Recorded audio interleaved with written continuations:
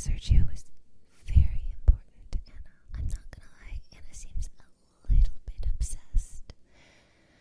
When she's done, she lays her head down and we watch as Anna sleeps in front of the monitors watching a sleeping Sergio. And it's all very, very obsessively weird, kind of stalkery. Now we fast forward a little bit and it's the daytime and we're watching the priest, the creepy priest, Nathaniel, or Nate as I like to call him, and we're watching him as he's watching a young woman walking onto his compound where the greenhouse is. He's watching her and it seems a little creepy. I don't know if he's actually creepy or if I'm just a little weirded out about him because he has really weird vibes. I'm not gonna lie, he's got a lot of weird vibes. Sergio arrives at the compound and greets the priest, and the priest takes his eyes off the young woman who's coming in and takes Sergio with him, says it's time to work.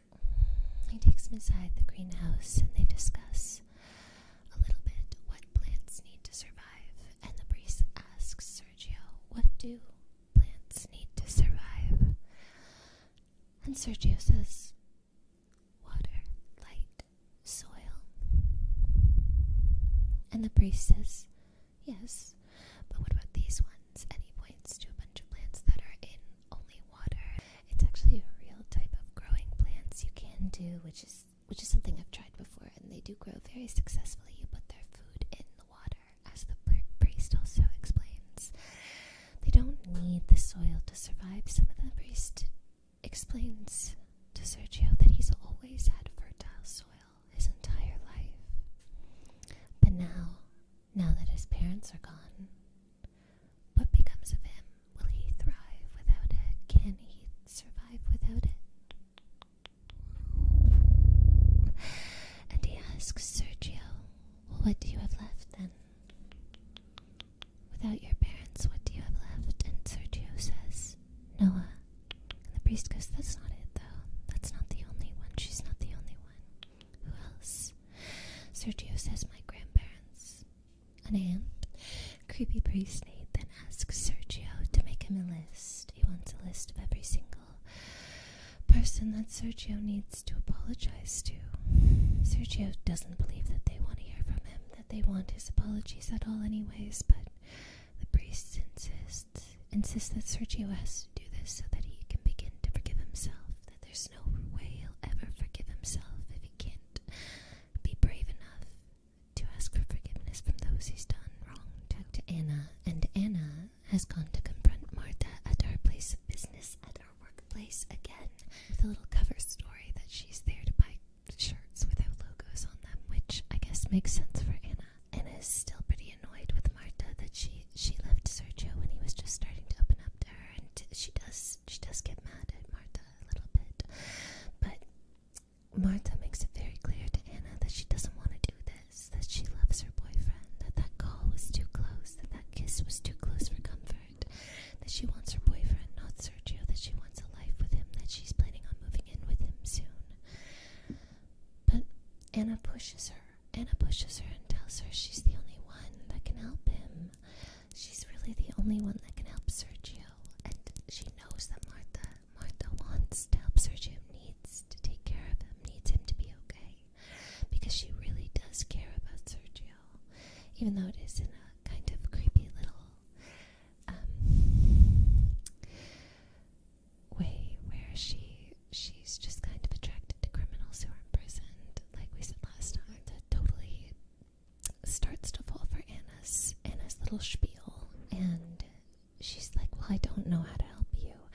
And Anna wants Martha to take all of those videos off of Noah's old phone, so the phone that has all of the recordings that they were watching together, that Martha and Sergio were watching together the night before, or a couple nights ago, whenever it was. They aren't really clear on the timeline, but I'm assuming it was the night before, so she insists. And Martha's like, I don't know how to do that. And Anna's like, don't worry, I'll teach you. And Anna insists to Martha. Anna insists. He likes you. He really does like you.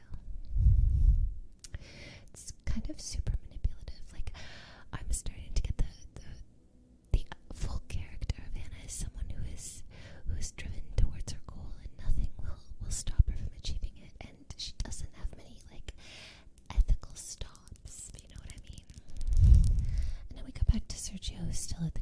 house. He's kind of on his own, but he encounters this very likably pushy girl, the girl who was coming into the compound that the priest was watching. And she comes up to Sergio and she starts to talk to him.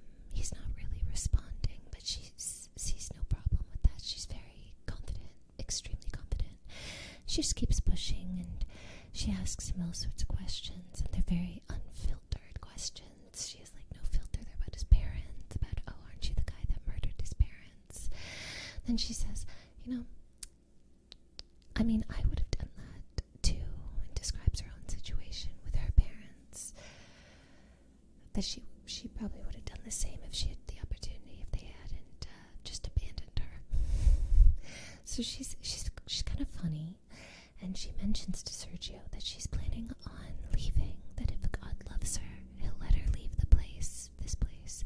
So we're starting to get the sense that this place is not all hunky-dory for everybody who comes in here, if you know what I mean. Like, starting to get the general idea that really in this place might not be as safe for them as they think, which is really worrying. And that she has a place, and she's going to try and make it by the bus, and she invites Sergio to come with her, actually. Says he's more than welcome to come, but just as that's happening, the priest catches them talking and seems kind of upset about it. So the priest Nate, calls Sergio over, and priest Nate says, it's not really the right time for girlfriends, is it? So he's very much admonishing Sergio, and then he asks Sergio what she said to him, and Sergio lies, and we know it's a lie because we know he was paying attention, but he says, I don't know, I wasn't really paying attention. So now we get the general idea that maybe, just maybe, Sergio also doesn't really trust the priest fully. Maybe he knows something about the priest that he doesn't like and he doesn't trust, because he's more than willing to cover up for this girl. The priest takes Sergio to go ask for forgiveness from his aunt. And so we get to meet his aunt, and she immediately wants nothing to do with Sergio.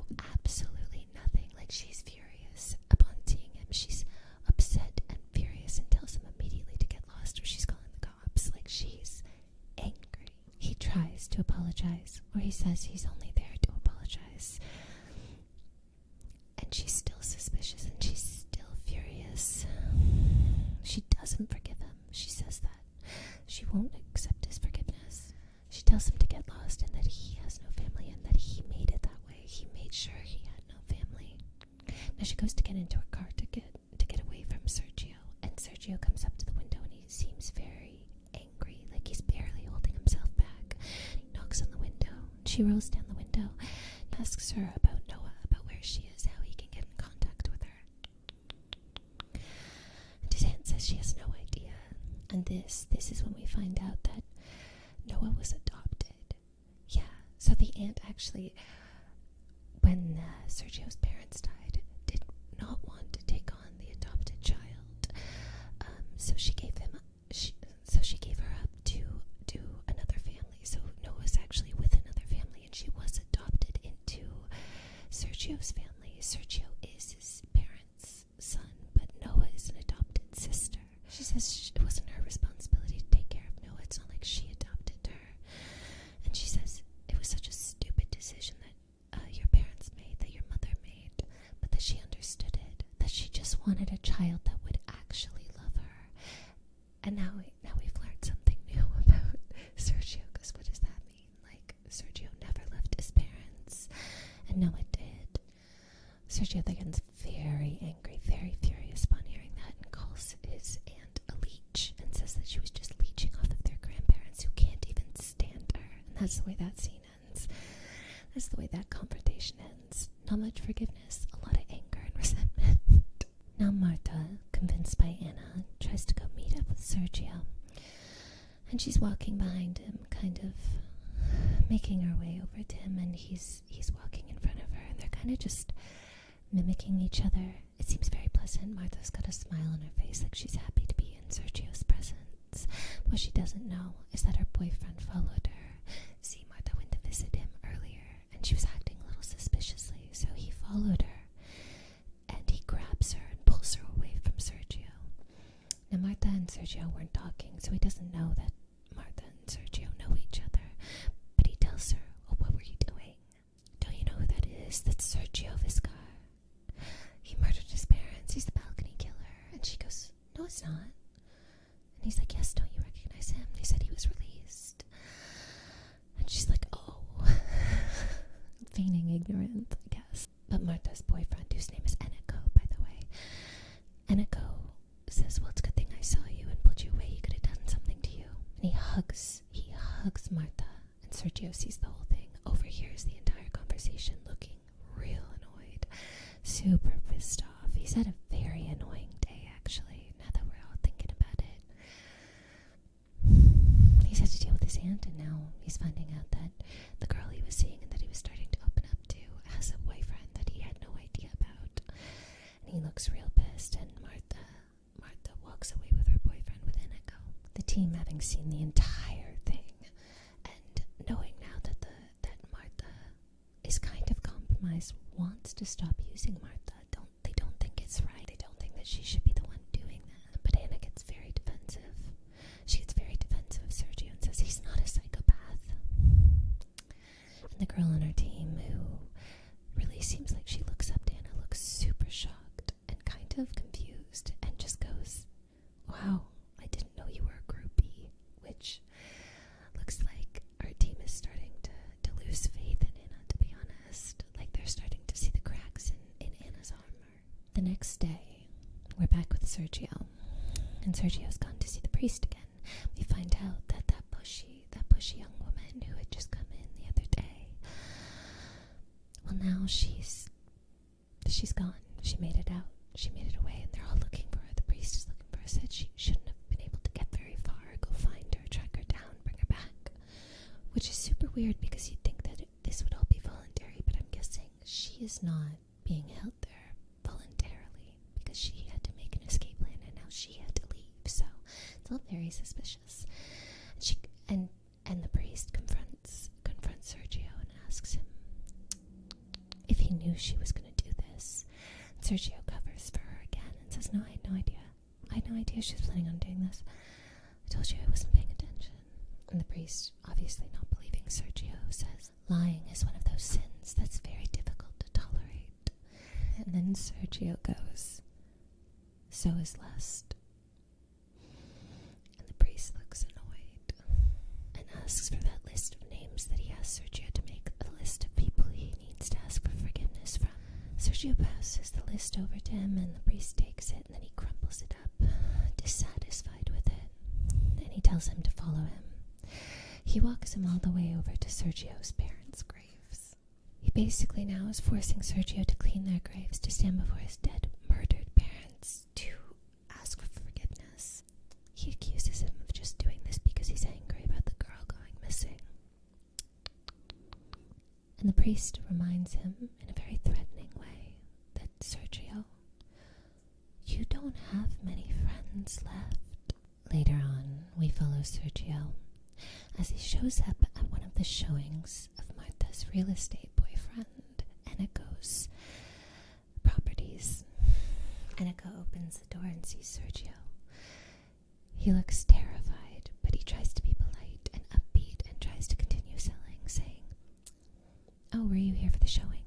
And he leads Sergio inside. Sergio is quiet. Sergio doesn't say a single word, back to his very quiet, very muted demeanor.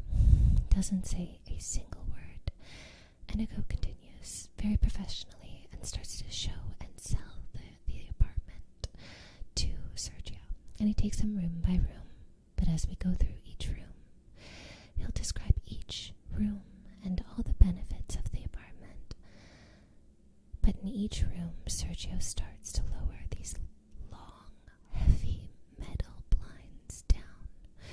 And they hit the ground like, each time, a thundering clap, showering the room in darkness.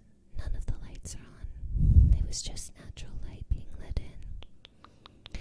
Slowly, as they go from room to room, clang, clang, clang. Each of the large, heavy metal blinds comes down. Slowly, as the apartment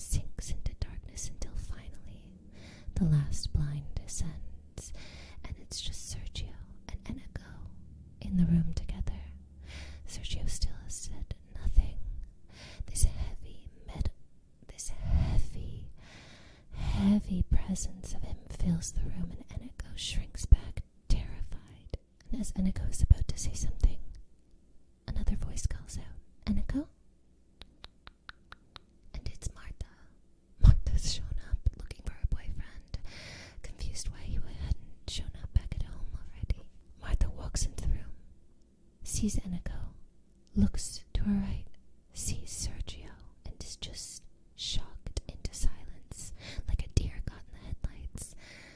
Sergio sees her, looks at Eniko, looks at Martha, and slowly walks up to Martha, grabs her face in his hands, and kisses her right in front of Eniko, all without saying a word. Eniko freaks out, absolutely freaks out, and asks him what the heck he's doing. But then Sergio just looks at Martha and asks her, "Are you going to tell him?" And Eniko turns to Martha and goes, "What the fuck is he talking about?" We watch through the eyes of the team, Anna's team, as Sergio leaves the apartment calmly. And then Eniko and Martha walk out behind him, absolutely yelling at each other, arguing like crazy. Now Anna, doing damage control, brings Martha back into the actual place where they're monitoring Sergio, back into the room with all the monitors to do damage control, to start talking to start talking to Martha again about continuing to work with Sergio, even though all of this has happened and basically her entire life is being ruined. But she's so manipulative and she's so good at it. And she tells Martha, Sergio did that for you, you know. You might not agree with it, and he was being an idiot, and he wasn't thinking about you, but he thought he was doing what was right for you. He thinks that you're better off without that guy, and that he did it because he needs her. He did it because he needs Martha. And Martha's starting to get convinced by Anna again. All of this that Anna's telling her, she's agreeing. She's starting. She tells Martha, he needs you. And she takes Martha over to the window where you can see directly at Sergio's apartment, where he's standing on the balcony looking so sad and so alone. And Martha goes, he feels very alone, right? She asks Anna, and Anna goes, he does. Now can you go get those videos for me? And Anna is absolutely ruthless. Like, she's ruthless. It's so manipulative, and Martha's so sweet. She just goes along with all of it. Now we see Martha, now having been pushed again by Anna, manipulated again, because it's just so obvious the manipulation at this point. Except for Martha, who really cares about Sergio. We see Martha go back over to Sergio's place, and then we see there's a car outside Sergio's building. It's Eniko. Eniko is kind of drunk. He's kind of drunk, and he's been stalking Sergio's apartment, and he sees Martha go into Eniko's apartment. Now, Sergio has one of those doors. He has one of those doors that you have to buzz up to be let in, and it's a very heavy door. It's not like a glass door or anything, like you couldn't break it. So you have to call up to the apartments to be let in, or someone comes down to see you. So he sees Martha go in. Martha goes in. They begin talking. Sergio seems a little pissed off, but then he says he understands. And Martha says, well, I just need time. Like, this is all so sudden, you know? And Sergio says, well, you don't owe me anything. And it must be the right thing to say, because then they start making out with the team watching, by the way. The team can see this entire thing, so it's very creepy. But they start making out, and they're getting pretty hot and heavy. They're getting pretty into it, if I must say so myself. But then Martha starts to get a little fussy, and Sergio asks her what's up, and Martha says, well, you know what? It's just a little too light in here. Like, I'd prefer a little bit darker. And the fluorescent fish tank that's now empty is very bright, and all of the lights in there are really sterile and bright. So Sergio gets up and goes to the other room to go fetch some things, some candles and stuff. In the meantime, Martha, clever girl, immediately begins searching for Noah's phone to get those videos for Anna and her team. She's looking, but Sergio comes back too quickly, and Martha totally gets caught, and everyone gets very anxious. Cabrera wants to send people in immediately, but no. Anna says, wait. And there, Martha goes, oh, sorry, I was just looking for Noah's phone. I wanted to see those videos again.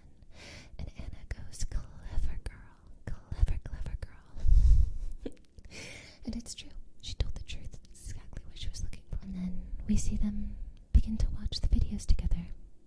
Sergio had Noah's phone in his pocket, so it worked out great. He hooks it up to the TV. They start watching it on like this TV monitor he has. They start watching the videos again. It's very sweet. They're cuddling. They're very close. But then the phone rings, and Sergio goes to pick it up, and it's Eneko. And Eneko is belligerently drunk, cursing at Sergio, telling him to come downstairs. And Martha goes, Sergio, don't. But he goes anyways. He goes anyways. And then Anna takes this opportunity to call Martha immediately. Martha picks up after a few rings, kind of terrified that something bad is going to happen to Sergio. She knows it's Eneko downstairs, and she knows that Eneko knows he's in there, so she's terrified. But Anna tells her, go get the videos now. Perfect opportunity to get the videos is right now. And Anna says, don't worry. We have the situation under control. If anything happens, we can step in. Don't worry. Just go get the videos. Don't worry about it. Keep it out of your mind. I'm watching. Everyone's taking care of Sergio. Nothing bad will happen to Sergio. But now the team is starting to freak out. The team is starting to really freak out. But Anna's too concentrated to notice. She's too focused on watching all these videos start to come in because Martha's doing it. She's downloading all the videos, and we can see them popping up one after the other onto the screens. And then we see also what the team is seeing, and they're downstairs. Sergio thought it was just Eneko, but no, Eneko trapped him. Eneko had made a call before in his car. He brought over like 4 other guys, and they jump him, and they start beating the crap out of him. But Anna doesn't even notice, doesn't even seem to be paying attention as her team is freaking out, wondering if they should call the cops, if they should intervene. I mean, one of the guys is already there. He's already run out. His name's Miguel, and he's already gone to make sure everything is okay with Sergio, and he's watching it happen, and he knows he's not supposed to get too close. He's not supposed to intervene, but he wants to help Sergio because Sergio's getting basically beaten to death at this point, kicked and stomped on the ground. But everyone keeps asking Anna, looking to Anna, but Anna's not paying attention, not even slightly. She keeps telling Martha on the phone, keep going, very good, don't worry, we got it under control, keep going, we're almost there, come on.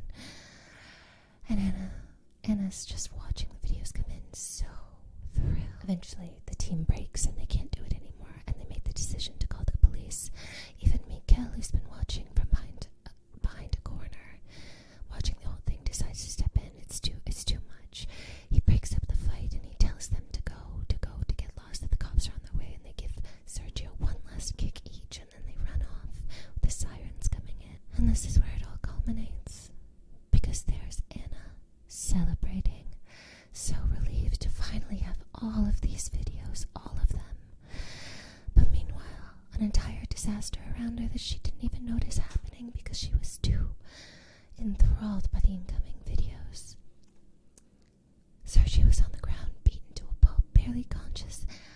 Martha is outside. She's already finished getting all of the videos, and she sees Sergio on the ground and starts screaming and begging for anyone to help him. And the team have backed so far away from Anna. Anna had no idea. Anna finally comes back to her senses, and she looks behind her at her whole team, who's standing on the other side of the room, all standing up looking at Anna in horror. Just absolute horror that she just doesn't care. She didn't care at all about Sergio, just about Sergio's videos. Anna takes it all in, realizing the situation, and slowly looks away, tears slowly filling her eyes. She realizes that they all saw her for what she is. She looks so ashamed in a way, like she can't even help herself, like she knows she's different, and now she's sad because they know she's different. She looks sad. She doesn't say much. She gets up slowly, politely, walks up to them,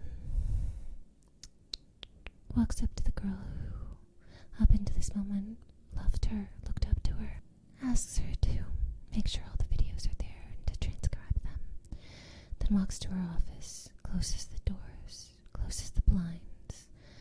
We see Anna isolated away from everyone else in a little fish tank of